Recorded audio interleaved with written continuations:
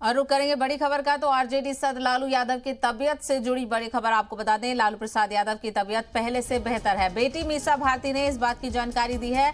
फिलहाल चोट की वजह से बॉडी में मूवमेंट नहीं है। 3 ऑर्गन पर डॉक्टर खुसूसी तौर पर ध्यान दे रहे हैं और किडनी, हार्ट और लंग्स पर डॉक्टर्स ध्यान दे रहे हैं। दिल्ली एम्स के आईसीयू में चल रहा है लालू प्रसाद यादव का इलाज।